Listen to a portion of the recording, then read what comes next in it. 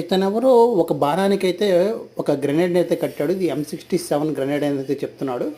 ఇతను చూసారా, ఆ గ్రెనేడ్కి చుట్టూ స్పైక్స్ ఉన్నాయి. ఇతను గ్రెనేడ్కి ఫ్యూజ్ ఒక 5 సెకండ్స్ డిలే పెట్టాడంట.